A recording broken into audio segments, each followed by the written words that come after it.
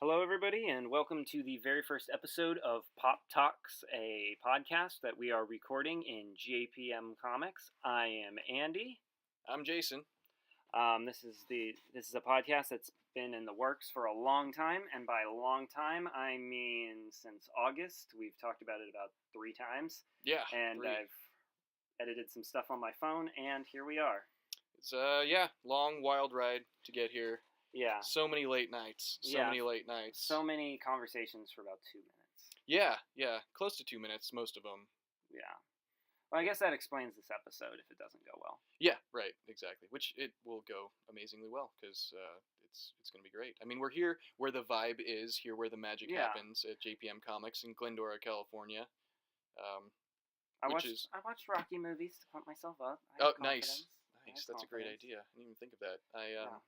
I just came over here. I'm basically going into this cold. That's fine. We figured the best way to start this off is to just sort of talk about how we each got into comics because we thought you may find that interesting, and it was better than any other ideas we had. I hope it's interesting. I mean, it'll be something at least. Yeah. Do you remember your very first memory of comic books? Or how what about this world appealed to you? So probably okay. So I can remember like what I think is my first comic. I'm not certain if it was like the very first comic I ever read, but I have my first comic story. But the way that I got into the way that I got into comics is probably from animation. I was a child of the '90s, and in the early '90s there was lots of really great animation, not just in feature films, but with Saturday morning cartoons and stuff like that. Not like the classic Hanna-Barbera stuff or whatever, but yeah, the Fox Kids had Batman the Animated Series and Spider-Man, and later on Bruce Timm also did Superman cartoons and Justice League and stuff like that. So that's probably and actually I'm pretty sure that the Adam West Batman series was still in syndication. Like I can still remember on them. TV Land? Yeah, well, somewhere out there I was still seeing episodes of that even before I remember the animated series. So yeah, that's probably what like first turned like made me aware of comic book superheroes. But yeah, my first comic, or at least the story or the comic I usually describe as my first comic, because I'm not 100% sure which one was my first comic, but it was like barely a comic because it was it was the Amazing Spider-Man in his fight against illiteracy, which was like Barbara Bush's initiative to like make kids learn to read good. That's very 90s. Yeah, it was hilarious. I mean, this probably came out like in the I'm not sure how old it is, but yeah, it probably it may have come out even before I was born. I don't know. But yeah, it's like the first comic I can kind of really remember, and it was actually really awesome. It was Spider-Man, and these like 3 or 4 teenagers are hanging out at the library or something. As teenagers do. Yeah, right? I mean, all the teenagers I've ever known and, grown up with or met since not being a teenager anymore, they're always at the library. Like, you can't get them out. That's because there's people selling drugs behind the library. Well, yeah, drugs and other illicit, substances and acts. But the point is, they are at the library. Right, they're at the library. So these teenagers, after doing some smack, go into the library presumably, and Spider-Man is fighting this guy, who's, he's this big oafish looking dude who's called the Troglodyte. He's stolen some kind of a ray gun that teleports him into books. So he's at the library, he shoots the gun, I guess, at, like, War of the Worlds, and he gets teleported in the book, but, like, Spider-Man is there, who's, he's fighting him to try and get back this stolen technology, which sounds actually really cool. I would not mind having a ray gun like that, and, like, void myself into Game of Thrones or something like that. Yeah. But, so he's fighting them, the teenagers and Spider-Man and the Troglodyte all get sucked into this little vortex that takes them into, like, classic American, well, not necessarily all American, but literature. So they go through Jungle Book and they go through War of the Worlds and what other books were there? I think they might have spent a minute in like 20,000 Leagues Under the Sea or something like that. But yeah, so they're just kind of like jumping from book to book, and then then you get to the end of the comic and you find out that they catch Troglodyte and subdue him, and as they're carting him off, they find out that the reason that he stole the ray gun was because he doesn't know how to read. So he can't enjoy this classic literature the way the rest of us do. So you can't read Moby Dick like all of us have done, right? Presumably. Yeah, I mean, if you're reading a comic book, then you've read Moby Dick at least 5 times. I know. So I read it like once a year. Yeah, know? it's one of my favorite annuals. I usually read it in the summertime when you're going to the beach and thinking about big whales. Oh yeah, it's amazing. It's one of the greatest pieces of entertainment you could ever possibly read. Yeah. So I mean, why wouldn't you steal a gun that could transport you directly into it and watch a man with a peg leg yell about a whale that he could never possibly find? I love the way that you phrase that. Sounds like you were just going to say, why don't you just steal a gun? Like, just that phrase isolated could go many different places other than, and then experience literature for the first time. Well, you could steal a gun, go to the library, and presumably make them teach you how to read. Yeah, see, I mean... So this guy's going about it all wrong. This guy's an idiot. Well, he's called the Troglodyte. True to his name, he's an idiot. Yeah. So this is why they didn't put him in Spider-Man Homecoming, presumably, is because you don't think this could have been a feature-length comic? You know, thanks for the spoiler, Andy. I was kind of hoping that the Troglodyte would show up in Homecoming, which I have not seen yet. Okay, Pretty sure you knew that. Well, Michael Keaton is not him. Is he not? No, unfortunately, they didn't use Michael. And they didn't get Jeremy Piven to play him, or no, they didn't. A little more than. Yeah, they just had the Vulture. Oh, what if they had Happy de-evolve? Like he gets, I don't know, he gets radiation poisoning or something, and it like messes with his head, so he just becomes this lumbering idiot. And instead of being happy, he turns into the Troglodyte. And he steals books. And there's like 45 minutes of screen time in this multi-billion-dollar movie. Yeah, he steals books, and it's like the problem at the end we find the ironic thing about it is that he's been stealing all like self-help books and mental health books and that he can't read either. Yeah, exactly, that he can't read and he can't use to help himself figure out that, oh, this is because I've got a brain tumor like pushing on my reading center part of my brain or whatever. I figure if you need self-help books, you should be able to read them. But I guess if he's called, what's he called? The Troglodyte? The Troglodyte, yeah. Okay, I guess he's not that smart. I wonder what other names like didn't get used. I don't think they put that much effort. I'm sure they didn't. I remember the do you think they asked Barbara Bush? Do you think they ran it by Barbara Bush? That's a great question. I would imagine that it was probably just like a text document that says like, hey, Bob Harris and Axel Alonso approved this. Do you want to just go ahead and sign off on it? And she was like, yeah, sure. It's fine. Just say no. It's a terrible tie-in comic. Yeah. Oh, wait, that's Nancy Reagan saying. Never mind.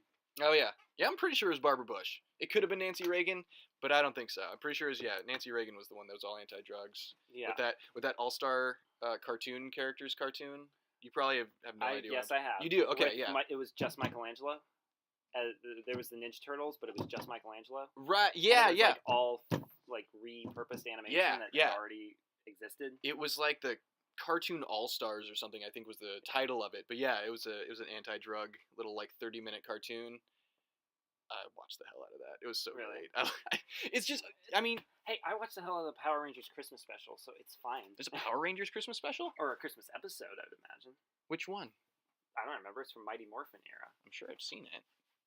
I don't remember. It was on VHS. Oh, okay. That explains that.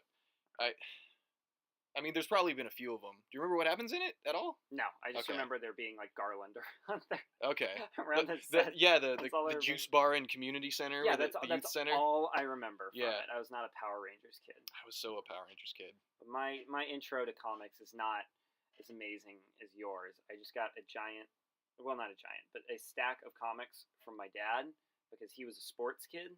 But I guess in the 70s, you just read whatever.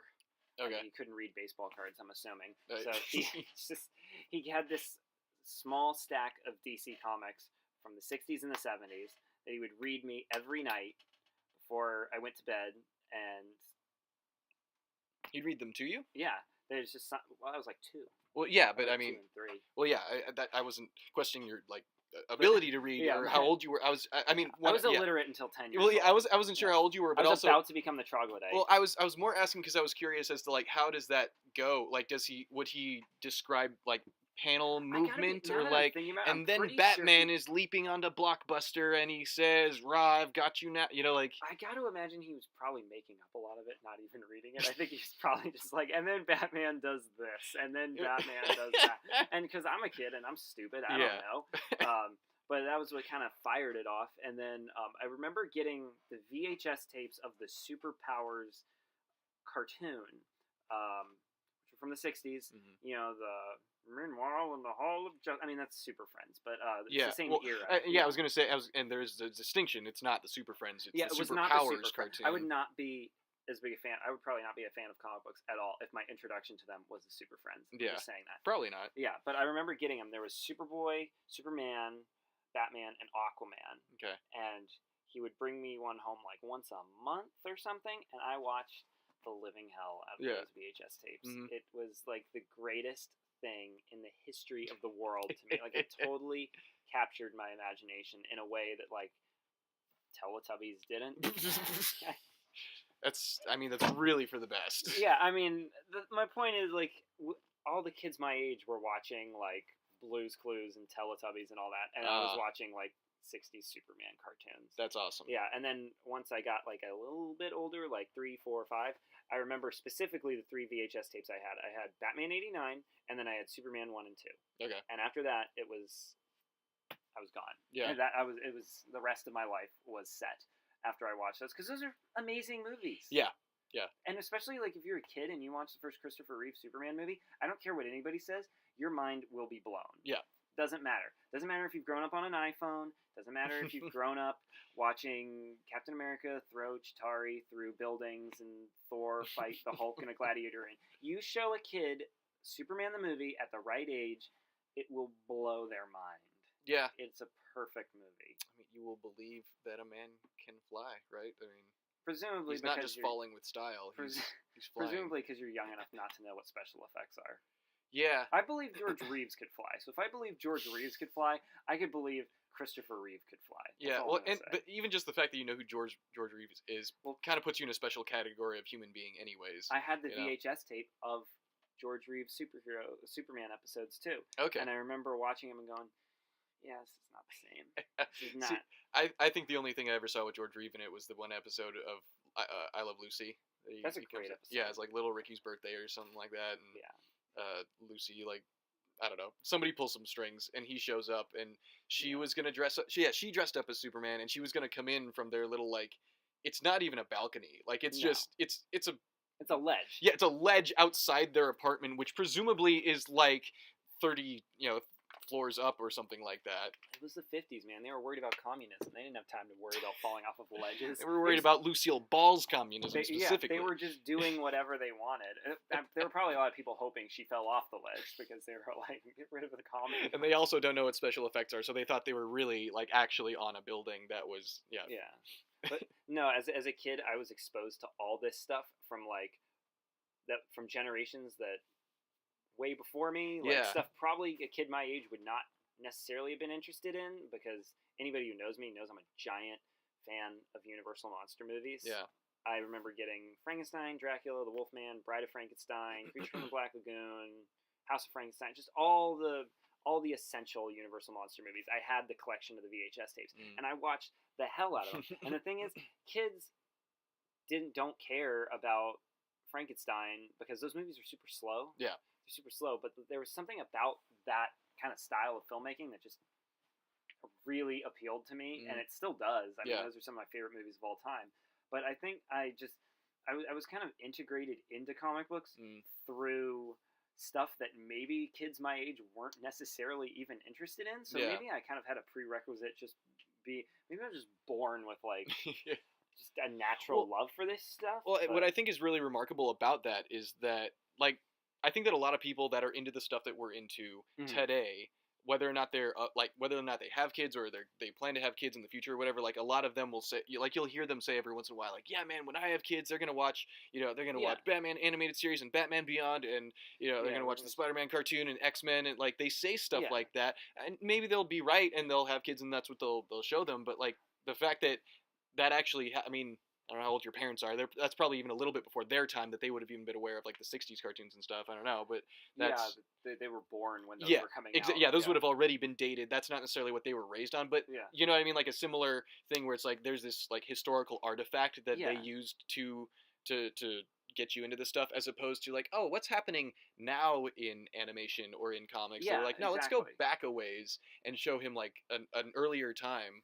Like I think that's remarkable. That's something that's what got you started. It wasn't like, oh, I watched a cartoon once and then I, or like a cartoon that was on TV that Saturday morning, and that's why I like comics now. You know what I mean? I just kind of had a natural love for, I don't know, maybe it's just the costumes or something, because the plots are super simple, but I was like 2. I was like not old enough to even understand the plots. Sure, simple, It's bright colors and sound effects and movement and something about the costumes or something maybe just appealed to me. But from then on, I was just obsessed with this stuff. Like my dad would bring me home comic books, and my grandpa would bring me home comic books, and I don't know. Maybe it's because I'm kind of an antisocial guy, and it's just maybe maybe it's just not antisocial, but maybe it's just the simplicity of the entertainment, because like the only other form of entertainment I had as a kid was, it's like, oh, you want to go to preschool, or you want to go to the park with friends or something, and I was like,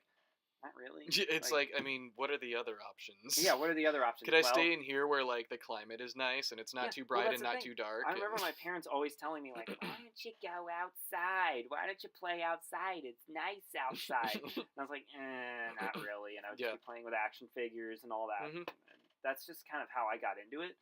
But it always just appealed to me on a real, like, emotional level of relation to these characters. I know that sounds kind of like hippy-dippy, artsy-fartsy, like, I appeal to them on an emotional level. Right. I was so in touch with my emotions at the age of 7. Yes, I was aware of what was going on in the world. I felt that Spider-Man was a perfect example of what was happening in the world. No, but I kind of had a natural attraction to these characters, maybe just because of the stories that were being told with them. Yeah. But as I kind of got older, I always have this thing where I think about stories that, or films or comics or books that meant a lot to me as a kid, and how they mean a lot to me now. Yeah. Specifically Spider-Man 2. Because that movie... There we go. Really... You can relate to that movie at any point in your life. I'm just telling you that right now. And the fact that I am, like, in college now, and I relate to that on a whole nother level than I did. Real quick on the subject of, you mentioned playing with action figures. Did you play with your action figures outside? No. Okay. No, because then they get damaged. Yeah, same. Okay. Then they get damaged. I figured we'd be on the same page with that, but yeah. I brought a Power Rangers action figure to the park one time. It was the one where you would squeeze the legs and it would flip the head. Oh yeah, I think they called them auto. Wait, what are you talking about? Like there would be 2 heads. Yeah. For what figure? What was the figure? It was just a blue Power Ranger. It was Power Ranger, yeah. Yeah, you would squeeze the legs? Or something. Well, because, okay, so I think they were called automorphs, and I think it was their little morpher belt thing. You would push down on that, and the whole chest cavity, like the middle part of it would, and it flipped out. Yeah. And it, it would be the mask, and then the regular secret identity face. I remember bringing that to the park and getting, like, sand in it or something, and then it never worked again. Nope. And I was like, never sharing, never bring anything here. Yeah.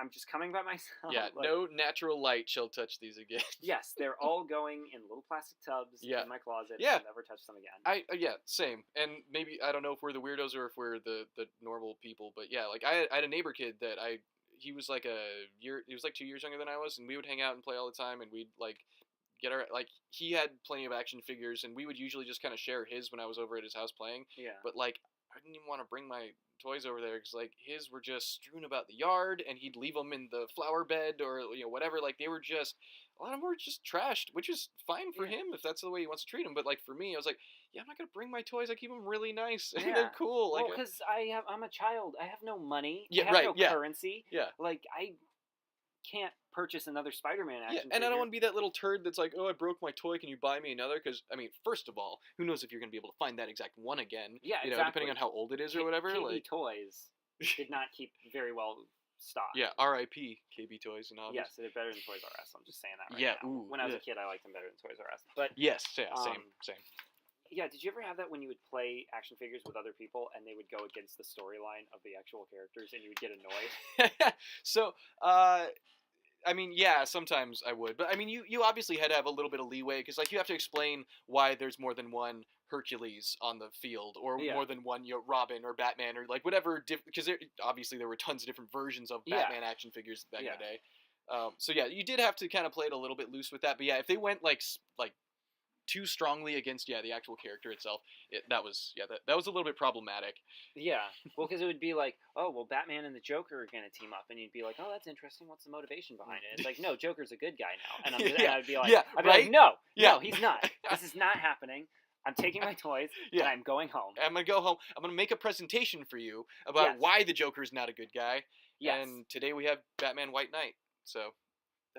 I guess that's how most of this stuff comes about now. Maybe Scott Snyder was that kid who was like, man, I just wish the Joker was a good guy. He's so awesome. The guy's a badass. I like to think that anybody that, like, say, take for instance, like Star Wars and stuff. Like, I like to think that anybody that played with their Star Wars toys, and they were like, oh yeah, Han Solo and Chewbacca are gonna fight each other. I like to think that nothing good happened to them for the rest of their lives, because nothing good can happen to somebody who could go against the moral fiber of those characters. It's just it's just viral infection after eviction notice, after losing your job, after I don't know, muddy water spraying up on you as a car drives by, like just a sequence of these lousy events that keep happening to them. They're living in their cars with these action figures that they use to disrespect the characters. That's what I like to think of right now. They're still trying to make it work, and no, you don't understand. Like Chewbacca, it could be like a civil war, you know. There could be like Chewbacca and Han Solo fighting each other. History goes way back. Like he bought him as an indentured servant, and then he decided to free him, but like Chewbacca's still kind of bitter at him for buying him as a slave in the first place. Because so now it's a Star Wars Civil War. That's what we're gonna watch. See, that's gonna be the big crossover when they do Marvel comics and Star Wars comics. It's gonna be Star Wars Civil War. I'm sure it will cost like $7.99 or something like that. Yeah, it'll be $7.99. It'll have a 3D hologram collectible trading card super glued into the front cover. Oh, so we're back in the 90s now. So have a giant hologram card. I mean, lenticular covers, foil covers. I mean, that is the next logical step. You can buy Cracker Jacks and they have trading cards. That tie-in trading cards in them. I think that's what they used to do. Is that? Yeah. I don't remember, but I mean, by the time we were getting Cracker Jacks, I don't think they had anything good in there. It was like, oh, a sticker. It's got a bear in a sailor hat. It's got the Cracker Jack mascot on it, and it's like, well, I could just cut it out of the box. What do I care? Yeah. I don't care. No, but so comics have always been with you, right? You've never gone through a point where you've been like, oh, screw this. Like, well, since getting into comics, like I've always appreciated, like, I like the cartoons. I would get into cartoons, but at that time I was more kind of into cartoons. I wasn't necessarily specifically like comic books, superheroes. It's got to be that or nothing. Like I would get into I don't know, a lot of stuff. I loved Animaniacs when I was younger. But yeah, I would watch like the crappy ones too, like Freakazoid and Earthworm Jim and Hysteria, which was like an edutainment cartoon where like they do a bunch of like comedy bits that take place during historical periods or whatever. Yeah. And let's see what else. And yeah, loads of Power Rangers, Big Bad Beetleborgs, the Masked Rider, Phantom 2099 or 2079 or the Phantom in the Future, whichever one that was. No, I didn't watch that one. Okay. That was probably one of those like KCOP 13, like you the didn't miss UPN. Anything, by the way. See, I didn't watch much up there because I think they also had like the Hulk cartoon, which I didn't quite get into. I think because it was on like Sunday mornings and I couldn't. I'd be bothered to get up. Yeah. Yeah. I remember watching the Hulk cartoon and then thinking that the Bill Bixby Hulk was better. Yeah. Yeah. See, the Bill Bixby Hulk was much better. I'm pretty sure you were right. I haven't really seen either, but I'm pretty sure you were right. Yeah. I don't know. What I find kind of interesting is that like up until like 3 years old, I would watch all this stuff, and then once I like, because basically by 3 and 4, I was able to like accumulate a little bit of a collection of like VHS tapes and action figures. Because Christmas and birthday, you take advantage of them. But once I got into that stuff, I just got rid of anything that was meant for my age. Okay. You know what I mean? It was all Universal monster movies. It was all, well, I watched Jaws about 1 billion times when I was a kid. It was all Superman the movie and Batman and all these, like, and I was fortunate enough to grow up when Batman the Animated Series and Batman Beyond and Justice League were all popular. Yeah, like those were the big ones. Yeah, that was a really amazingly great time. You could go to Walmart superhero animated series and find the VHS of like a couple episodes in each VHS tape, and you would be able to kind of experience all these new characters that way. Because you remember they'd break them up. They'd be like, here's the Poison Ivy VHS. Yeah. Here's the Penguin VHS. And right, they'd be all themed episodes after that. Yeah. I remember getting the Poison Ivy one and being like scared out of my mind because it was the episode where she turned people into trees. Oh, yeah. And I was like, that's terrifying for a child. Yeah. The one thing that scared the living crap out of me when I was a kid was the Batman Beyond episode with what was the guy's name? The Orb. He had the tiger suit, and he would hypnotize people. Oh, yeah. The Orb or whatever his name was. It wasn't the Orb. What was it though? I don't remember his name. But he would hypnotize people, and they'd see their worst nightmares. It's kind of like Scarecrow-ish. Yes. Yeah. And there was this one sequence of like a bride who saw her wedding. Yeah. And there was like all the. Well, she was in the middle of her wedding ceremony. Yeah, and there were her bracelets turned into bugs, and like her husband turned into like a giant like beetle monster. Yeah. And I remember as a kid, like it scared the living shit out of me. Yeah, that was a pretty terrifying episode.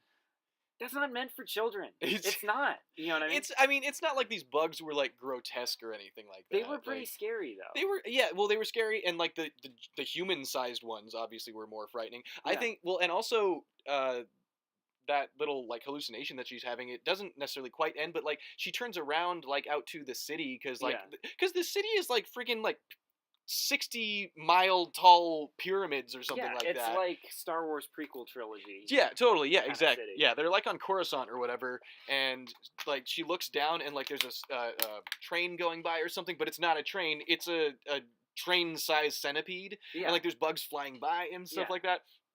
That's pretty terrifying. And what I love is I would be watching like the Wolfman and not be scared of it at all. Yeah. But kids would like always hide their face and be scared of, I'd watch Godzilla and King Kong and all that stuff, and it didn't scare me at all. But some lady's bracelet turning into a bug disturbed me clearly up until my adult life. It's still terrifying to me. I mean, people tend to find bugs to be pretty creepy, and bugs being on you. Like it might have even been different if because the idea was that he was stealing her jewels, and that's why they turned into bugs so that she would throw them away, so that he could fly by in his little floaty, weird shaped. It was like a disc. Yeah, well, it's like a glowing disc. Yeah, I think. Well, he had the flashing like eyeball thing in his hand, but then I want to say the device or the hovercraft thing he had, it was like a circle. It was like an ice cream cone, basically, like a pointed thing and then a circle. But I want to say that the cone part of it might have had like more to it. I don't know. It's been a while. I'm really, I gotta fess up. I'm really deeply ashamed that I can't remember the name of that character. Me too. It's really. He has a tiger. Really shameful. Yeah, it was orange with like stripes. And I'm not going to Google it. Yeah, I refuse to Google it. Yeah, I will not Google this. This is the audience interaction portion of our show where this is where they can scream at us. Yeah, exactly. If they've made it this far. I'm sure. Yeah, if they've made it this far, they First off, we owe you a screaming... debt of gratitude for making it this far. Yeah. Second off, scream at us all you want. Yeah. I can faintly hear you right now. I can't. Either that, or it's just because I play my headphones super loud. I don't hear it so much as I feel it in my soul. Like, I'm pretty ashamed. I won't lie.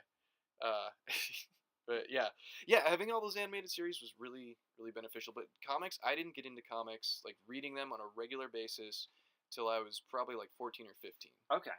So I wasn't really, here and there I had a few comics. I had a friend or two that might have read a comic or two. But yeah, when I was like, I want to say I was probably 15. And actually, so like buying comics and like regularly, finding a series and following that series and figuring out that, comics come out on Wednesdays and they come out once a month and they have different artists and writers, and like just getting all into, the various minutiae of the industry. That started when I was, like 15-ish.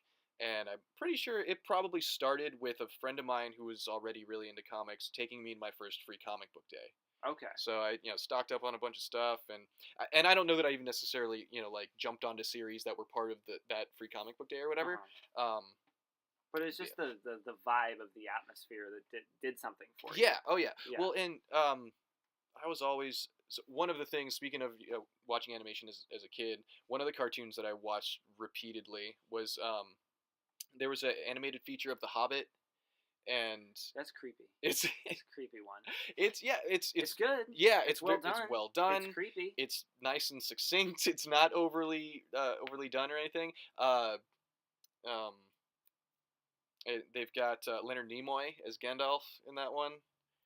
It's creepy. Yeah. And it's cool, but it's creepy as hell. Gollum in that is terrifying. Fucking monster, dude. Like, he's really scary in that. But yeah, so I watched that a bunch, and knowing that there were other, so there was that one, and then there was also The Return of the King. I don't know if they ever did the other two Lord of the Rings, well, there was animated the features, Hobbit, and then there was the Lord of the Rings, and then they did the Return of the King. So there's a trilogy of. Oh, are they? Okay, ones. Yeah. Never saw the middle one. Yeah. So I only ever saw the prequel and the last one. So I'm sitting here watching these two bookends of this, literary epic, and I'm just like, man, Frodo has 9 fingers now, man. That's weird. Like, what was it like when he had 10 fingers? Like that. So having that gap there and like wondering about the history and just the fact that there is a history within this fiction. Yeah. Like that. There's a world that you can explore. It's not just. I mean, it is a linear story, but comics opens you up to this idea of creation as, like creating worlds and stuff. Because as a kid, you watch SpongeBob or you watch, and it's just it's a linear story, and there's not much to it. Well, it's maybe not even as much linear as it is cyclical or circular. Yeah, because like most shows, like they've got their status quo, and they're more or less going to loop back to where they started. It's not like. Squidward doesn't die in one episode and he never comes back or something like that. It's like it's gonna more or less loop back to about where it was, so that the next episode can start in a familiar place.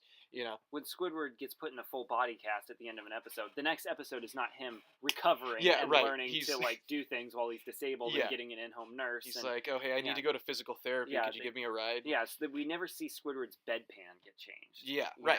But something like comic books. Kind of exposes you, and if you're in any way inquisitive about fiction, comics is the best way to be introduced to that because it's not heavy. Yeah, it's not a heavy thing. It's not like getting interested in nothing against it, but if you try and like read The Hobbit or The Lord of the Rings or something, first off, they say The Hobbit is a children's book. It's not. Maybe it's like okay for children content-wise. There's no child in the world that wants to read that book. I mean, maybe a British child 70 years ago would have read it, but before television. Maybe. Yeah, I think it might have kind of gotten lost in translation. Probably what they mean by it's a children's book is that it's loosely based on what Tolkien would like tell his kids to get them to go to sleep at night or something. Like in the same way that your dad was probably making up the comics that he was reading to you or something. Like he was doing a similar thing where he was just kind of making up some shit to get his kids to just leave him alone and fall asleep so he could have a brandy and go to bed. So that's probably maybe why it's been like labeled as like a children's book. Like it is. It's appropriate for all ages. But there's no child in the world. I remember I got that because my grandpa had it and if you've read The Hobbit once and you're not a Lord of the Rings fan, you're never going to read it again. Yeah. Like, once is enough if you're not into that. Yeah. Yeah. So he was like, here, you want this? I'm like, yeah, fine. And I, like, started reading, because I was like, that was right when the Lord of the Rings trilogy was popular. And I was like, I got to get into this. And I started reading, I was like, what in the hell is this? Yeah. Like, and this is coming from somebody who could this is coming from, like, a 5-year-old who could sit through the Universal Monster movies, which, by the way, are fantastic movies. I'm just saying they're not really appealing to children. Well, they're not super like colorful or bouncy or even, stimulating in Superman that way. Yeah, like I said, it'll blow a kid's mind, but it has to be at the right age. Like, imagine getting a 3-year-old to sit through those Marlon Brando monologues. Like, it's not going to happen. You know what I mean? Not without some kind of drug use. Yeah, not unless you're Andy. Yeah, right. I'm gonna sit through it. Yeah, that is the condition that you have to be carrying around within you physiologically to be able to sit through this movie. Yeah, you have to be me. You have to have Andy. Yes. Yeah. There's one person in the world who can be 3 years old and sit through those movies, and he's recording a podcast about it right now. Yeah. Well, and so like Lord of the Rings has loads and loads of world building. Like, even if you just read the main books, if you read The Hobbit, there's a little more backstory there. Yeah. There's like the appendices at the end of the Return of the King. There's a lot of history there, and so like the fact that first of all, a lot of people, I think when they first get into comics, are like, oh, this is issue 798. Well, do you have one so I can get caught up? Like that's a natural thing to like think that you might need to know, but you don't really. But yeah, when I got into comics, I was like, this is really cool, but there's so much history. Like, I want to read an X-Men book, but I haven't read the previous issues, and every time I try to pick one up, it's like tying in with another one, and I'm 15, I have limited funds, like that kind of thing. So I had trouble with that, but then what was it, 2001, I think, is when they started the Ultimate Marvel line. Yeah. And I didn't get into Spider-Man, but I did get into Ultimate X-Men and the Ultimates. So those were the first series that I started collecting like on a regular basis, like monthly series. I got all the back issues from Pierre here at the shop. Yeah, I'm sure I paid some exorbitant prices for them or something, but I'll forgive him for that. It did work out in the end. But yeah, so I got all the back issues. I have full runs of those series still. Yeah. But yeah, so you can get into that, and there's just I don't know. There's like a bit of infinitude to it because there's decades of history now. Like we're coming up on 80 years of Superman soon. Yeah. Like the superhero has been around for a really long time, and they've been doing this stuff on a regular basis in various. There's been different facets to it of animation and movies and comics that have been sort of swept under the rug and edited out of current continuity and stuff. But there's just so much to it, and there's so much dynamic to the art too. Yeah. Because take for example Arkham Asylum, Serious House on Serious Earth. Like if you're a horror guy, you're gonna love that, and it's gonna open you to those characters, to the point where you read Court of Owls or Long Halloween or and it'll open you up to this. And so the art styles and the way of telling stories, I feel like comic books, and particularly superhero comic books, are the most versatile art medium in the world. Not just visually but narratively as well, because as we can see from like New Mutants coming out next year, that's a straight up horror movie. And I'm gonna mention horror a lot because I'm a horror guy. But are you? Yeah, I mean. Well, now we know. I've kept it hidden this long. But, right. You've been outed, bruh. Yeah, but like Logan is a Western. You know what I mean? And I love the idea that you can take these characters and sort of put them in different situations, and it's not the same thing over and over again. Yeah, and that's what I get. That's when I'm not interested in comics as much. And I love comic books, but those are the comics that interest me the least, where it's just like, Spider-Man's fighting the Shocker again. Yeah, I mean, it kind of just becomes fodder, Like there are the books that stand out, whether it's the first appearance of a character or it's like this turning point in the plot line or something like that.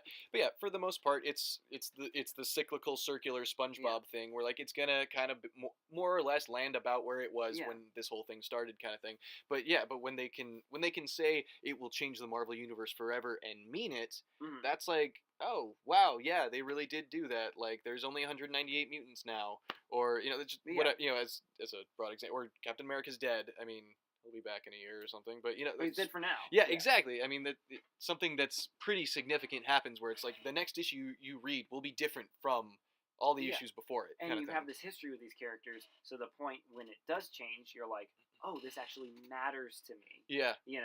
It's not. You watch South Park and it's the same thing. I mean, now they're doing season-long stories, but that's beside the point. Yeah. You watch The Simpsons, and Bart is perpetually in elementary school. Yeah. And it's like it doesn't change, and that's why. Take for example, One More Day. Why everybody hates that story, because for those of you who don't know, it retcons Peter Parker's marriage to Mary Jane, which is basically, if you're a Spider-Man fan, that's what that book has been leading to for like. What is it? 30 years? At least 30 years, maybe a little bit longer. I don't know. When they did that, like it.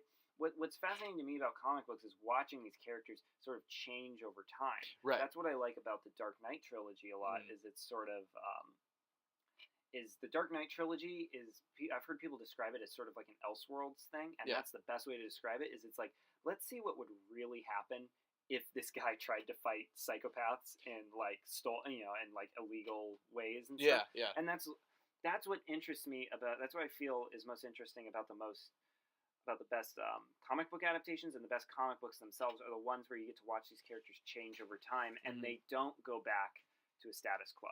Yeah. And granted, a character like Superman has to be in a certain range of what's going on. Right. But if you can work within that range, I'll follow it forever. Yeah. It doesn't have to necessarily, like, you don't have to. I don't know. You don't have to give him like a robotic arm and a 3-headed pet ostrich or something like that to change his dynamic forever. Like, you can do a really significant story and it still go back to like more or less where it started. But yeah, it doesn't necessarily feel as big a deal if like there isn't some paradigm shift to a certain extent.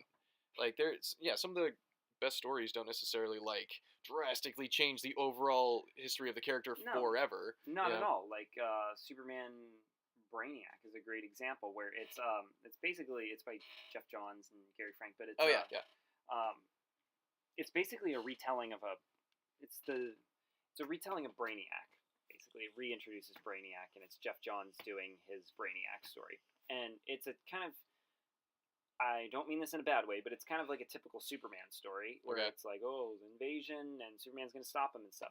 But then at the end of the story, Pa Kent dies, and because Superman is involved in this like Earth-wide battle, he's not able to get him to a hospital in time. And then there's a great like sort of epilogue where Superman goes and finds Brainiac, who's like hiding out in like a subway or something, Yeah. and just proceeds to like beat him to near death. Yeah. And because you know who Superman is, you're like, oh, this has some impact. Yeah. This has some meaning to it. You know, Mhm. it's not like watching Law and Order over and over and over and over again, and it's just, you know, again and again and again. It's the Yeah. same thing. It's because you've had this history of this character. When you see Superman walk in with like his eyes red from heat vision and just proceed to beat a man nearly to, well, not a man, but proceed to beat a living being nearly to death. Yeah.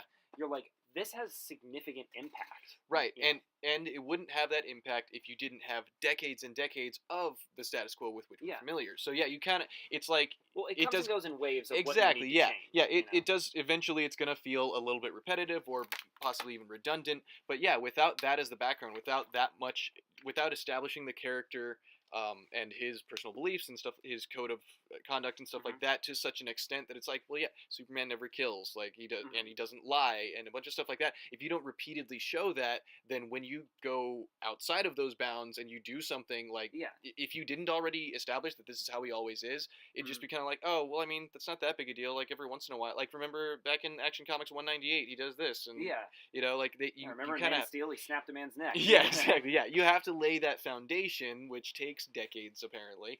Because if you don't, then it's not going to be nearly as impactful or significant when he just beats the hell out of a robot dude. Like you're gonna be like, well, so what? He punches people all the time, but like to beat someone so brutally and mercilessly, like Superman's full of mercy. He's got a lot of mercy. Superman does not.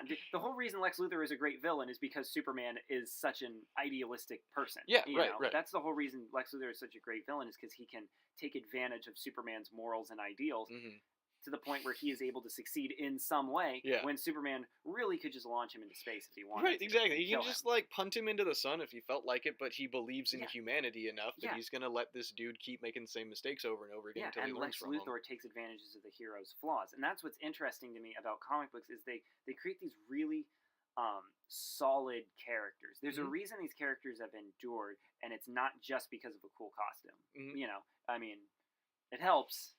You know, when you're a kid, when you're 2 years old watching the. But let's also look at the early '90s. There were a lot of cool costumes, and none of those characters are around anymore. So, you know. That's true.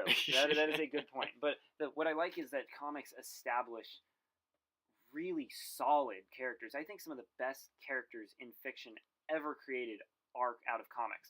Superman, Batman, Spider-Man, Bruce Banner. You know, like they're all really iconic, and you can do so much with them. That's what I find so interesting about the characters that have lasted so long is they're so versatile in the way you can tell stories with them. You know, like I mentioned, Logan is a Western. Sure, Mutants is a horror movie. Superman the movie is like the most fun you'll ever have watching a movie. Well, and versatility of like those characters are the ones that do tend to get put into all these different situations. Like Spider-Man, you can just throw him into anything. Yeah, like he can fight Thanos or he can stop a mugger. Yeah, you know? exactly. Yeah, totally. He can get mixed up in some kind of I don't know, like a underground dogfighting ring or something like that, or he can be up in space, or he can be thrown back to caveman times, or he can be riding a train across the country. Like, I don't know, he can just do anything. Like, whatever story, whatever narrative you have in mind, there's probably a way that you can kind of, you know, weasel his way into that. You know, you can work him into that in some way. It's gonna fit.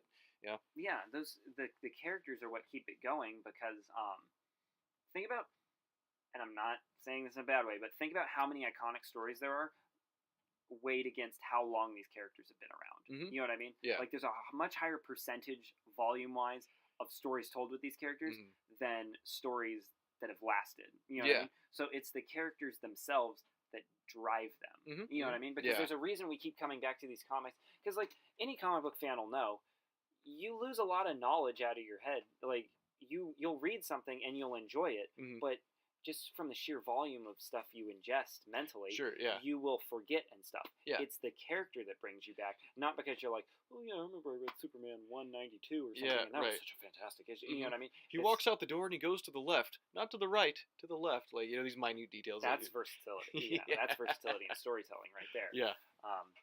But yeah, that kind of leads me to what keeps us as comic book fans. Do you have any really stories or even comic book adaptations? Because at this point we're in a world where comic book adaptations are just as legitimate as the comics themselves. It's not like oh, did you really like the Kirk Alyn serial?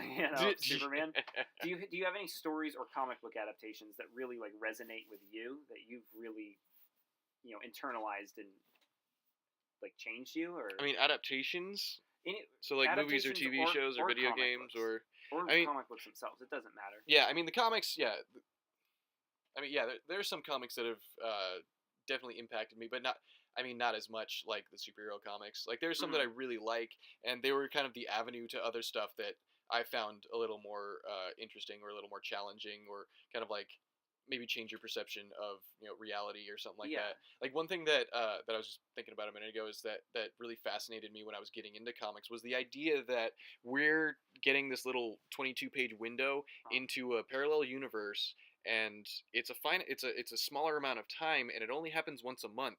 So comic book time is slower than our time. We're experiencing, like, if you read a comic and it lasts 10 minutes, and then it happens another month later. I don't know, just the idea. It's like 10 minutes in that world. Yeah, I mean, it's a little bit of like a interstellar kind of thing, like the surface of the planet versus orbit of the planet. Like for me, it was kind of weird that, like, it was interesting. It was fascinating to me, the idea that time passes at a different rate in comics. So just because Batman is 77 years old or whatever. He's like a 45-year-old man. His universe, the world that he inhabits, is not 77 years old. It's as long as how I don't know if it's even possible to line up chronologically the amount of time that has passed in there. And there's crises and universes collapsing and being built up again and stuff like that could change that. But it was really interesting to me that like this parallel universe, it time passes more slowly there than it does here, and I thought that was kind of interesting. Yeah, like you'll collect like 12 issues, like a 12-issue arc, and it'll take place over a week in this guy's life. Right. It took you a year to read that. Exactly. Yeah, it was a year long for us, but for them it's a week, and I thought that was interesting. Adaptations not so much. It doesn't have to be a superhero comic, but just any comic where you've read it and you went, "Wow, this is beyond what I expected from this." Yeah. I mean, I think my answer is probably going to be pretty similar to a lot of other people's answers. I mean, Watchmen is a really easy one to go to. Where it's a masterpiece. It's my favorite comic of all time. Yeah, it's like by far. It's gotta be. It's probably one of the best, if not the best, superhero comic ever. Yeah. Of all time. Like that's a huge accomplishment. That's such a big deal. You think about again the sheer volume of superhero comics and all the things that they've done. This is the one that I think does the most for it. For the medium and for this medium of storytelling for this industry. I mean, it probably also helps that I'm in the middle of my reread in preparation for Doomsday Clock, but Watchmen. It's perfect. Yeah, and in the context of superhero comics, it totally changes the way that you look at this stuff. Where it's like, whoa, this is like the characters are so thoroughly fleshed out. The world he's building has so many layers to it, and there's so much stuff that's nuanced in there. Every panel on every page in every issue has meaning in it. Like there's zero wasted space. Nothing is wasted. Yeah, and some of these pages are 9 panels. Like there's a lot of information to cram into a panel that's 1/9 the size of a comic book page. Exactly. So not that every page is like that, but there's a lot of 9-panel pages, and that's not something you see very often because most writers and creators don't have that much information that they need to cram into one page, but there's so much going on, and so that's just the comic itself, the main body of the comic itself. Then you've got these back matter chasers that also continue to flesh out the characters, the world that they inhabit, this parallel history in which they are living, where the Superman lives in the U.S. and it just changes the course of history, having one dude who's got superpowers. Yeah, it changes the entire world, mm-hmm. And that's what I kind of find fascinating about comic books is it's such a fantastic world and it's such an impossible world. Yeah. There's no way even like 1% of this could exist ever. You know what I mean? Well, I mean, I think that comics that are a little more I would say the comics that fascinate me a little bit more are the ones that are like maybe a degree separated from us. Because like what are the how I mean, as far as like stuff that we don't know in science and stuff like that, how unlikely is it that the spider gets shot with some radioactivity and bites a kid and he gets superpowers? I mean, it's way more likely that kid gets sick and dies from a radioactive spider bite. It's way more likely that Bruce Banner is vaporized, right? Yeah, and gone. Yeah, just forever. Or exactly. Or same with John in when he becomes Doc Manhattan or something like that. Like it's way more likely that Rorschach gets arrested and sent to the loony bin, or just shot. Yeah, right, exactly. Yeah, anybody. Yeah, because that's what that's one thing that of course occurs to you as you're reading Watchmen is like, wow, like these are real people that put on masks and costumes and went out and fought real criminals. Like they did actual vigilantism in the name of justice and idealism, and just even attempting to consider like the feasibility of that, even like. You watch Kick-Ass or something like that, and it's like, oh man, I could just like put on some padding and go and kick some ass. It's like, no, none of that is at all practical because there's systems in place to stop that from happening really quickly, and you'll learn right away that jail is not where you want to be. Yeah, exactly. And you're gonna do whatever it takes to not have to be there. You also don't want to be out on the streets at 3 a.m. Right. You know? But what I find fascinating about comics is that, like we're talking about, it's such a fantastic world, and it's so removed from reality, but yet the people that occupy it are us. Totally. That's what I find interesting. A really great example of this is from Brian Michael Bendis's Ultimate Spider-Man. There's a really great, like, kind of subtle characterization moment in there, where there's a scene where Mary Jane is kidnapped by the Green Goblin, and he's like taking her, like, flying across the city. And Spider-Man is chasing after them, and out of nowhere, he just starts screaming, like, Nick Fury, help! Captain America, help! Iron Man, help! Like, just screaming at the top of his lungs, and you realize, you're like, okay, well, when you're a teenager and you get into a car accident, what's the first thing you do? Call your dad. Yeah, you know what I mean? Yeah, it's one of those things of, this is what a teenager would do in this situation. You know what I mean? It's besides have a heart attack. Yeah, or like dudes dying in the trenches during World War One. They're crying for their mom. You know, like it's just a natural human reaction that you find whatever authority figure or protective figure, like your defender that you've got in your unconscious mind, you call to them.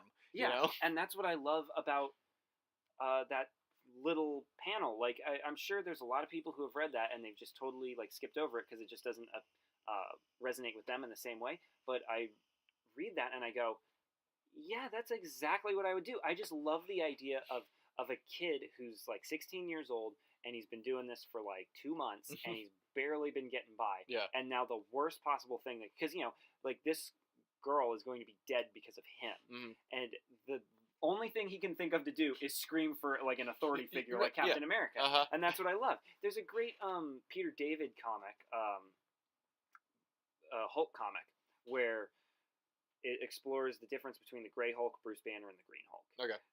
Doc Samson sits them down, and if anybody doesn't know, Doc Samson is the psychiatrist of Bruce Banner. He's got the green ponytail. Yes, I'm sure you've seen him in somewhere. He's played by Ty Burrell in The Incredible Hulk, who I'm sure is still waiting on his contract to be fulfilled. Dude, I want to see that guy bulk up and actually be like a legit Doc Samson. It would be great. They'd probably CGI it. Yeah. Doc Samson is inhumanly large. Yeah, but no, he's probably... Well, yeah, he's not too crazy big. I think the most unrealistic thing about that is Ty Burrell having a green ponytail. But there's an issue of that where they explore the difference between the Green, Gray, and Bruce Banner, and they sort of get to the heart of it where they explore how his father was abusive of him and as a child, and they have this great kind of David Lynchian way of going through his mind, where they get to a scene where his mom is trying to take him out of the house, and she's got the bags packed, and she's like, we're leaving and we're never coming back from this bastard, and then you hear this, well, the way it's written is it's these huge letters, it's like, where do you think you're going? And he turns around, and it's this massive demon that like represents his father, and you see both the Hulk and the Gray Hulk like cowering in fear.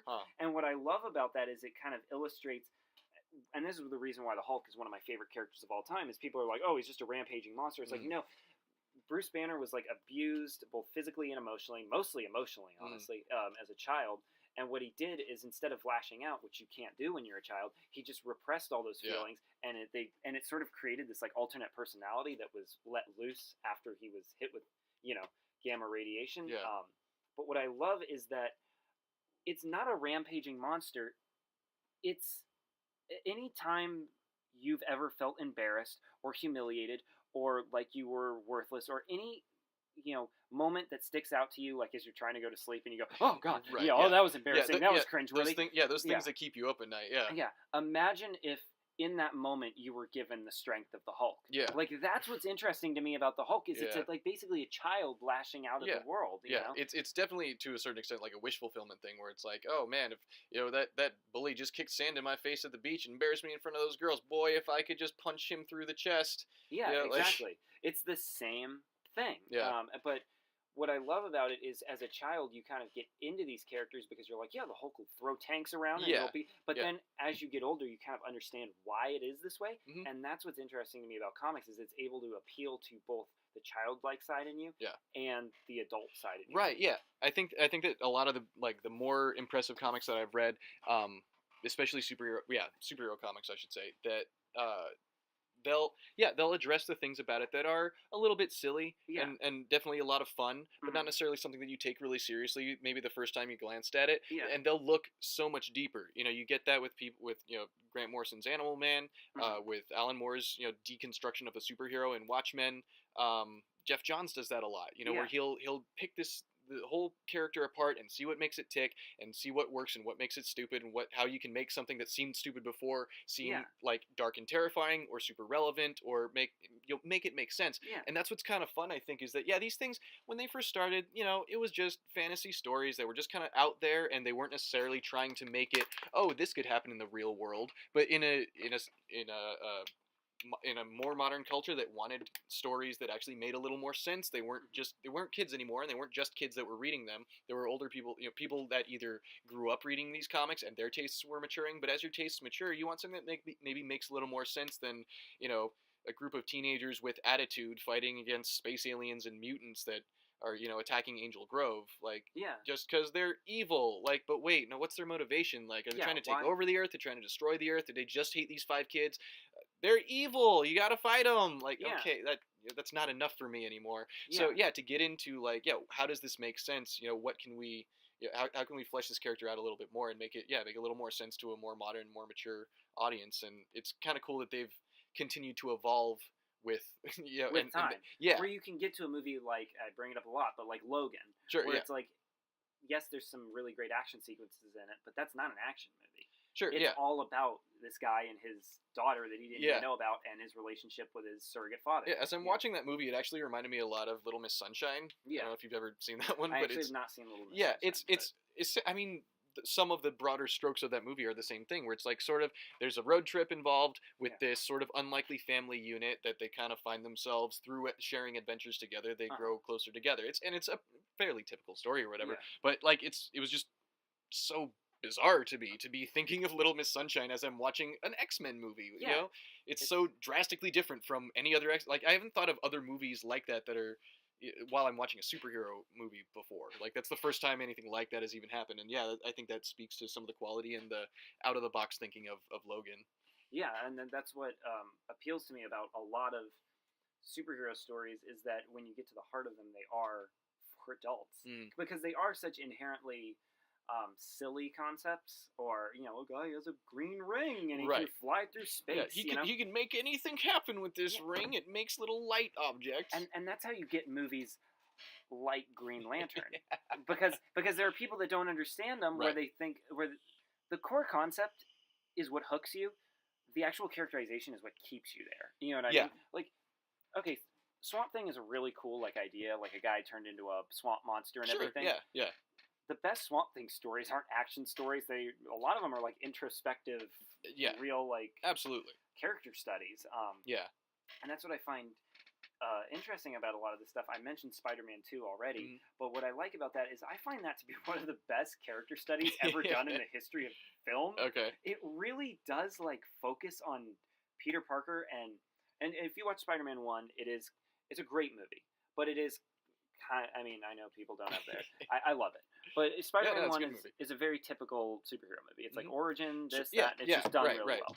But Spider-Man 2 is you get to see this guy 2 years on into like in Spider-Man 1 when he fights Green Goblin, he's been doing this for like a month. He's like, holy shit, I fought a supervillain, you know? But now in Spider-Man 2 you get to the point where it's like when you go to your job or something. You're like, oh god, I gotta get out and be Spider-Man again. Right.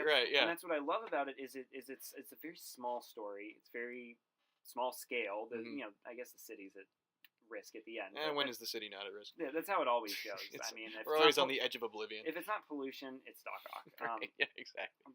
But they kind of have these real little character moments in there that keep me coming back to that movie, which I love. There's a scene where he's talking to Mary Jane because you know. Everybody knows Spider-Man can't get to the play because he's not, you know, because he's too busy. Well, yeah, you know.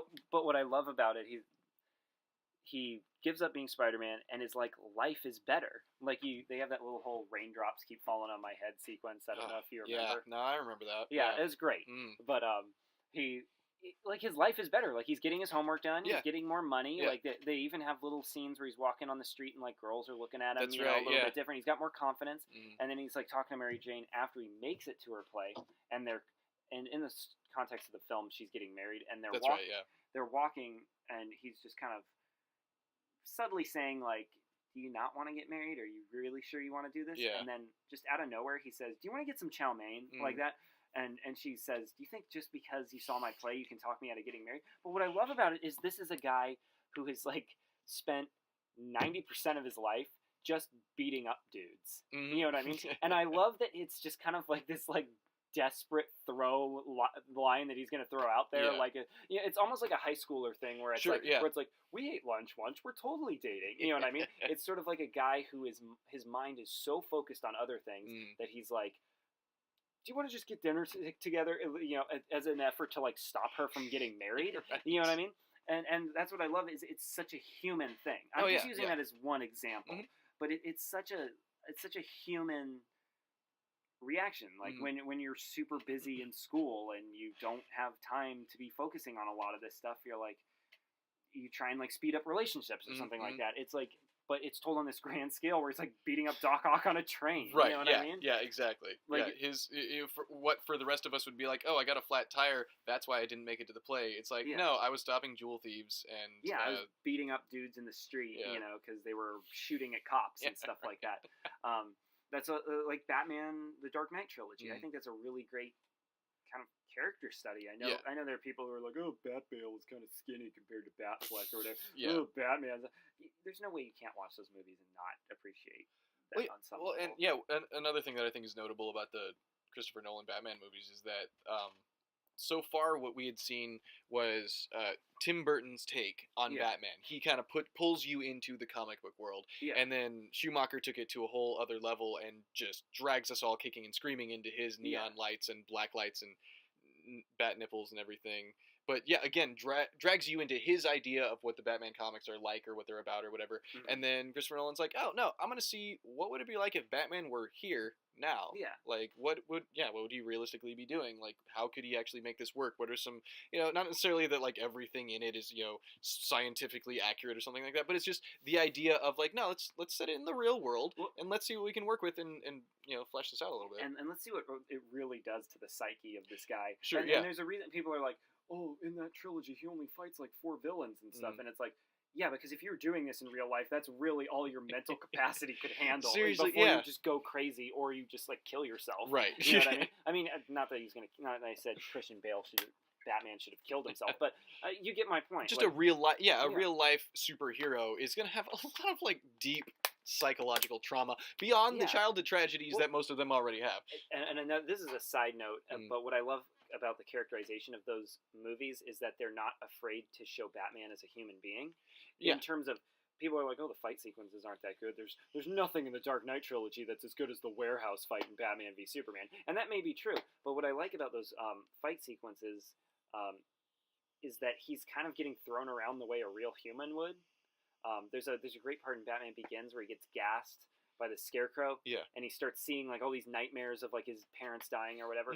But what I love is he basically gets thrown out a window on fire. Yeah. And all he can really do is like shoot his grapnel gun, go up to the roof, and then call Alfred and pass out. But what I love is there's a scene where there's a very little throwaway scene where he's in the back seat and he's just kind of like blabbering on because he's hallucinating. Oh yeah. But he's like, I've been poisoned, help me. And you see Alfred like he's like crying and he like looks in the back and then he's like you can see he's like driving as fast as he can. And what I love about that is it's like this is what would really happen. Yeah, right. This is what would really happen. Yeah. You know what I mean? Totally. Like this is how it would go if you fought a guy with a hallucinogenic drug and he gassed you. You know what I mean? Like, right. Which is it probably maybe should be noted for anybody that hasn't done this kind of analysis of some superheroes versus other superheroes is that you've got to have a point of access. You have to have some accessibility to these characters because you get into something that's big enough and outlandish enough and it's like, well, you kind of stop relating to them. That's one thing that like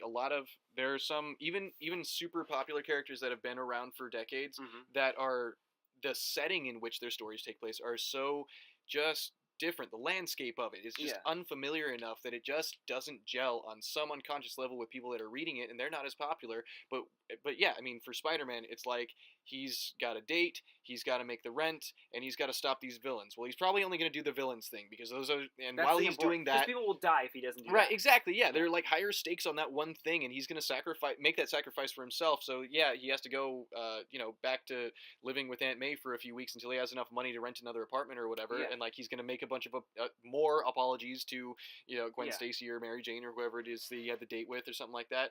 And like that's super relatable because most of us have had some situation that was out of our control that like not necessarily like we were out doing something more important and then had to cover it up with lies, but we've had moments where like we can't make the rent or we couldn't make it to a date or anything like that. Whereas with we haven't as much had moments where like our home planet was destroyed in this catastrophic astronomical event. But when it comes to characters like that, that's why you have to ground them in relatable situations like beating Brainiac to near death. Totally, you know what I mean? Right, it's like, exactly. this is a person. Yeah. This is a real guy. There's a great storyline called Superman Birthright by Mark Waid. Mm-hmm. There's a great part where like Clark Kent has to keep himself kind of at bay from everybody, like because he just starts working at the Daily Planet, and he can't really connect with anybody because he's Superman and he's got like other things to do. Right. But at the same time, he's like this human guy that he's kind of a big deal. Yeah, he's like this human guy that would like to connect with people and just be like, oh yeah, you want to go out for dinner or something like that, And there's this great part where like they think he's super weird and they're all like, making fun of him and he's kind of the office kicking. Totally, everybody and in the he's office. super weird.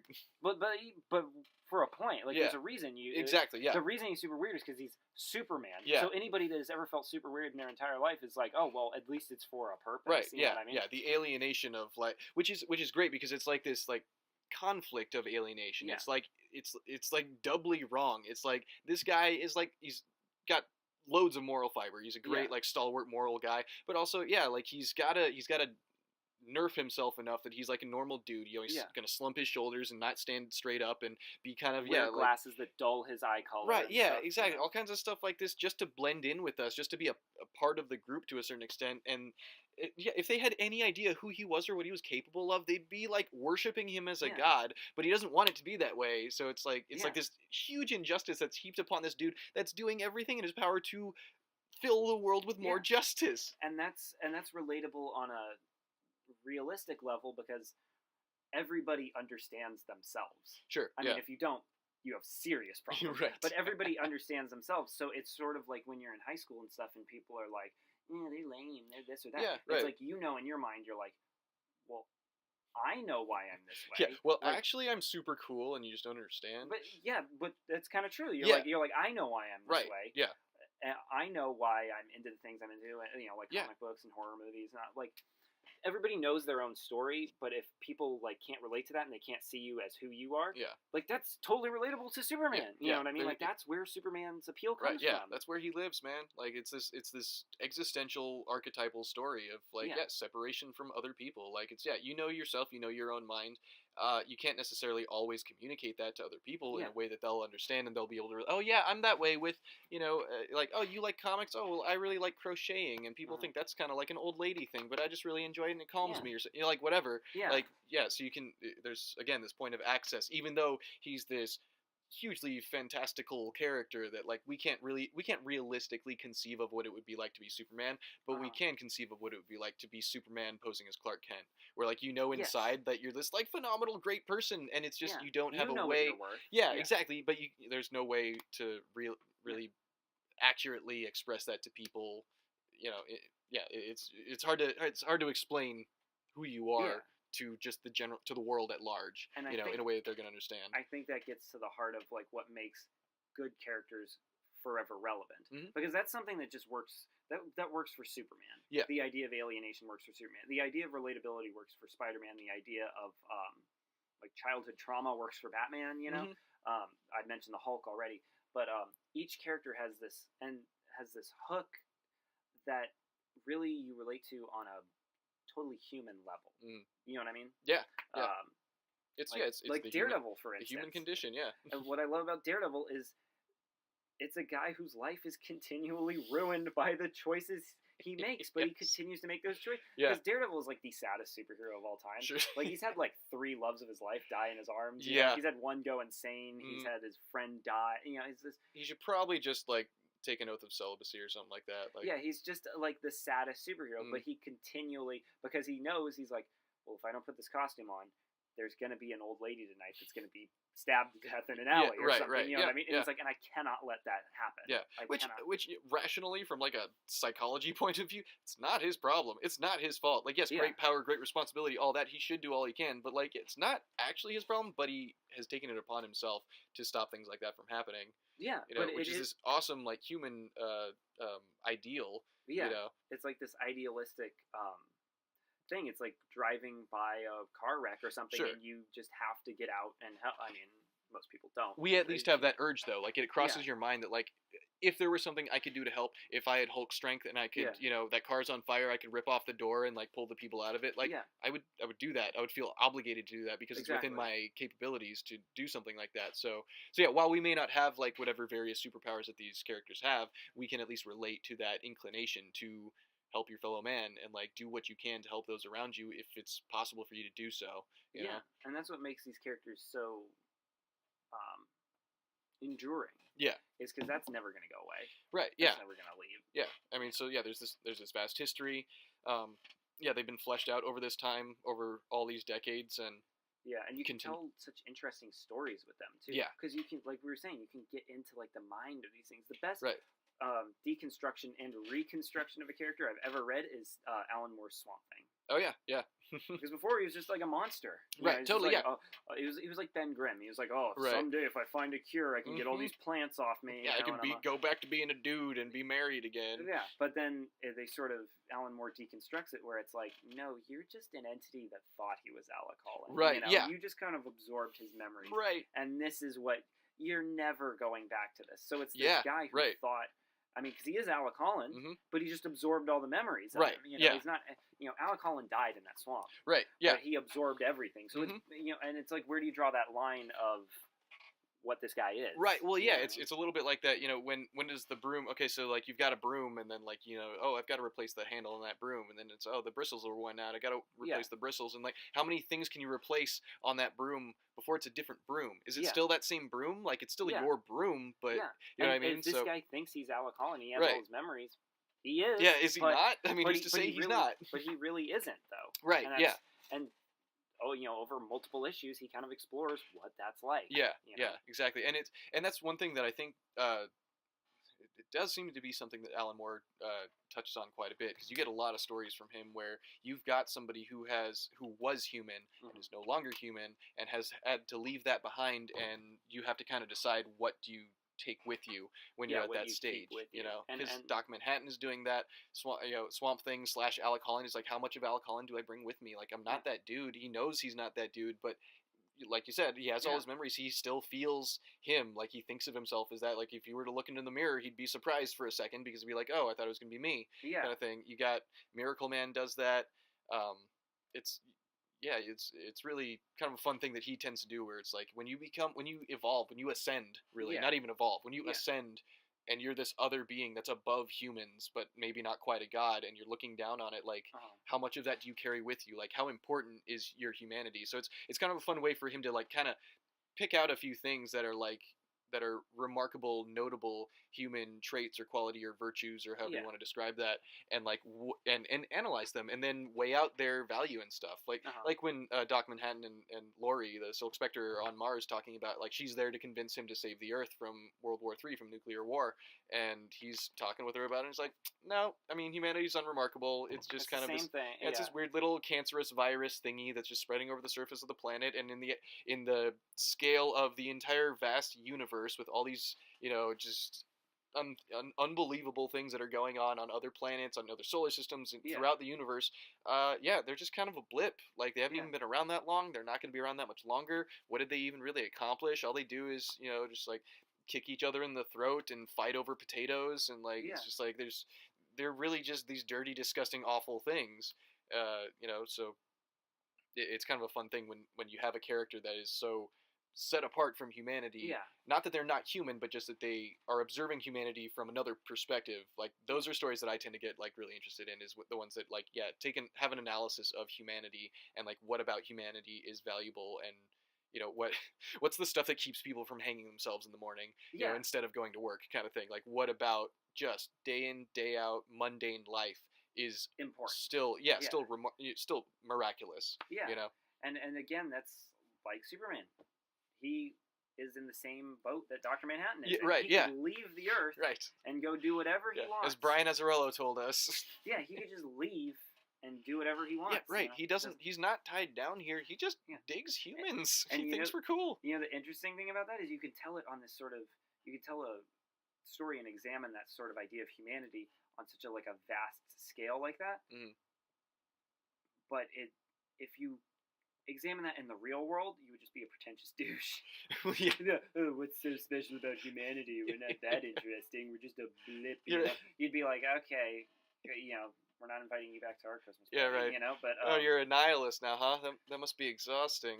Could you imagine if somebody did that on a singular level, where it's just like, what about you is so special? I mean, you're just a unique and delicate snowflake, just like all the rest of them. Yes, and what happens to snowflakes? They melt. So you're here and you're gone. I catch them on my tongue and I melt them and I ingest them and I pee them out. What am I even doing? What are you even doing going to college? What are you even doing working? It doesn't even matter. You're going to be dead in a matter of decades. You'd be the most pretentious dude of all time. Nobody loves that. That guy's not getting invited back to the party. But if you write that into a comic book, it's the most brilliant comic book ever written. Which makes a lot of sense too, because you think about some of these creative types, not necessarily all of them, but some of them are. I mean, it might make sense why they were drawn to comics in the first place, and from a sense of isolation or alienation or something like that, and they do these stories, and it's like, I mean, we've all sat back and looked at like society as a whole, or like taken generalistic terms like humans or people, or even just the people that we don't like,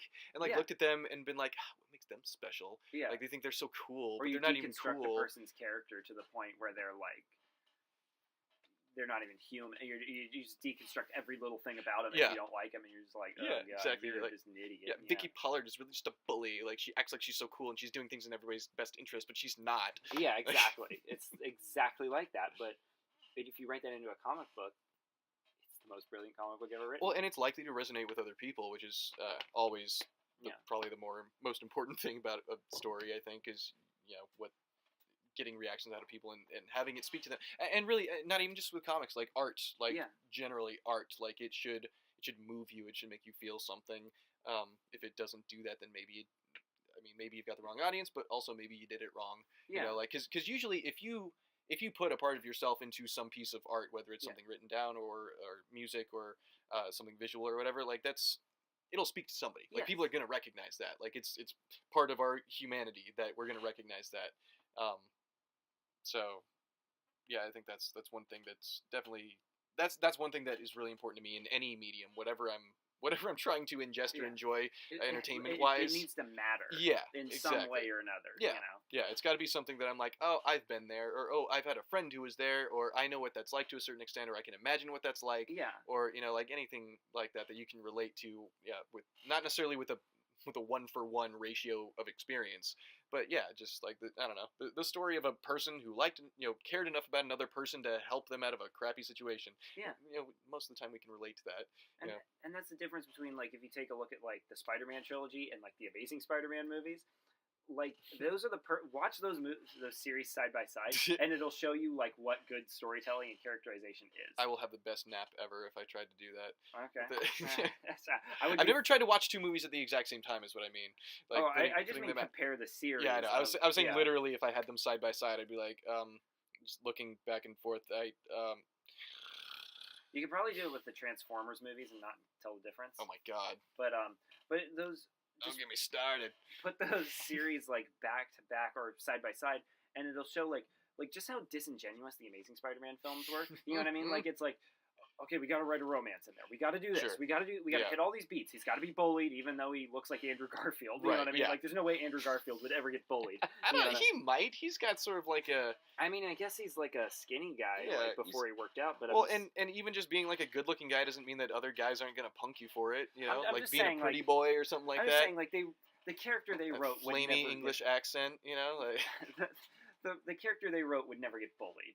He's a cool skateboarding Yeah, dude. exactly. Yeah, that was definitely. I definitely had a problem with that. Like, Peter Parker, before getting spider-like agility, would not have gone anywhere near a skateboard because he would have broken his neck and died and never gotten spider powers. Yeah, but if you put those 2 series side by side, it's like, oh, the Tobey Maguire one, and people are like, oh, Tobey Maguire wasn't that great. But yeah. First off, he was great. I love Tobey Maguire as Spider-Man. But You're wrong. I mean, hey, I'm saying that as you to the people that are saying that Tobey Maguire. Oh yeah, everybody who doesn't like Tobey Maguire is wrong. I'm just gonna say that right now. He's amazing. Yeah. But just change your opinions now because they're your mistake. But if you look at those, the Spider-Man trilogy, I feel, even though it's like kind of high and not high, but very loud and colorful and very comic booky. Yeah. The strength of those films is the subtlety. Like, they have, and filmmaking is a difficult process, and storytelling is a difficult process, and they have the creative balls, as it were, to have an entire scene where Peter Parker is sitting in his apartment, and the girl who lives across the way comes over and gives him chocolate cake, and they just eat it together and, like, just spend some time together as humans. You know what I mean? Like, if you're making a superhero movie, that'd be the first thing you'd cut. Because you'd be like, it's not interesting. Yeah, but exactly. It informs the character. And then you watch, like, The Amazing Spider-Man, and it's like, well, we'll have a little comedic scene where he goes to Gwen Stacy's house and fights with her parents. And, and it's, like, totally never sticks with you. You know, The Amazing Spider-Man came out 10 years after Spider-Man. I still remember so many scenes from Spider-Man. I've forgotten most of the Amazing Spider-Man. Like, it's gone. Well, and that's one thing that I think that the layman doesn't necessarily know or recognize or realize about superhero comics or movies or TV shows or whatever, is that ideally you will make that character the hero of your story as interesting out of costume as in costume. Yes. You know, it's a tough thing to really understand because the whole idea is like you were saying earlier, like maybe it was the costumes. Like the costumes definitely stand out. That's something that's on the cover. That's exactly right. You. Yeah, like you said, that's what's going to hook you. But fleshing out that character is what's going to be really important. Like the first time that I encountered that in comics was when DC's Identity Crisis came out. Like I hadn't really read much DC. I'd probably read a few Batman and maybe the Justice League. I probably had read some of Jeff Johns' Flash at that point.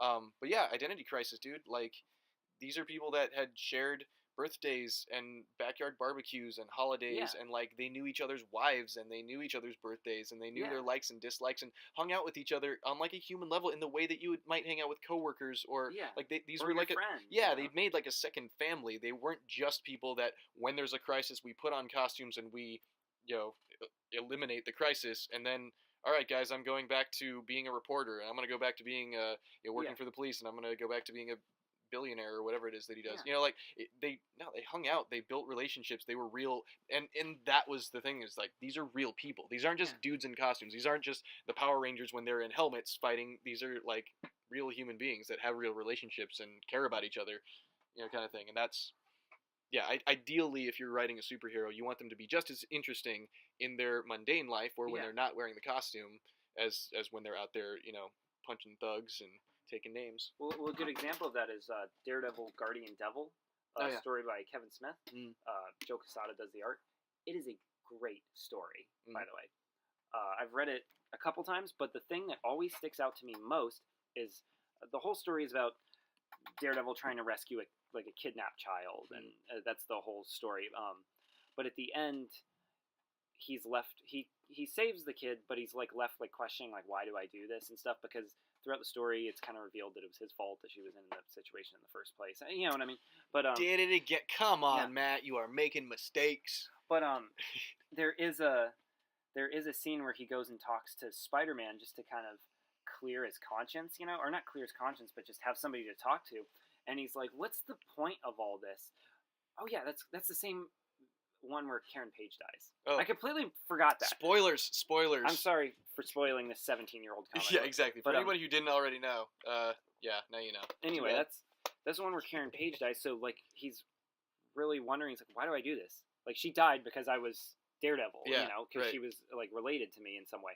And he's talking to Spider-Man, and he's like, what is the point of all this? And then there's just kind of this like beat, and then Spider-Man looks at him and he goes, you saved that kid's life, Matt.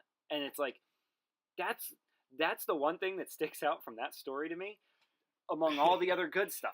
All the cool action, all the cool that's the one thing that sticks out to me, because it's like the character that resonates with you. You know, you save that kid's life, Matt. Right. Like, and again, that we were talking about this with Daredevil. That's why he does it. He's like, yeah, Elektra died, Karen Page died, my wife went insane and stuff.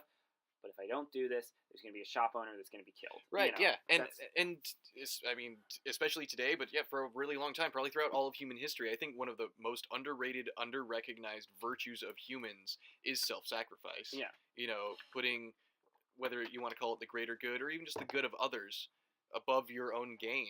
Yeah. Like that, almost nobody does that. It's so undervalued. It's like...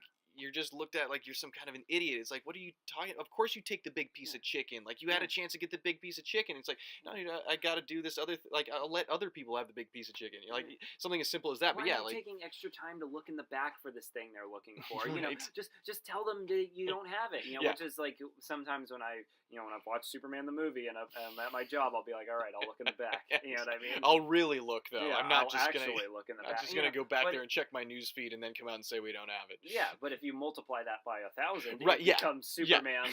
Somehow to equate that to a human life being saved. Yeah, you multiply that by 1,000, it is Superman. Like, oh yeah, I'm not gonna go on this date because I need to save this school bus full of children that's falling off a bridge. You know. Exactly. I mean, most of those kids are probably going to turn into, perverts and murderers, but, Well, it was the 70s. Yeah, there's two or three of them. There's 2 or 3 of them that probably would have contributed to society in some significant way, like a firefighter or a nurse or something like that. Yeah. A librarian. It was the 70s, though, so we can't know. Yeah, right. Yeah. Is anybody from the 70s really... I mean, everybody's messed up if they grew up. Wait, from the 70s, like born in the 70s, or like raised in the 70s? Look, all I'll say is this: if I had to wait in gas lines, I would be a pretty messed up human being. Yeah, well, I don't know. I mean, if it's all you've ever known, maybe just be like. I guess the people in the Old West weren't messed up. They probably were though. That's true. Yeah, let's be realistic. Donner Party. Little House on the Prairie is not not as innocent as everybody. That lady had like pneumonia and was about to chop off her own arm because the Bible told her to.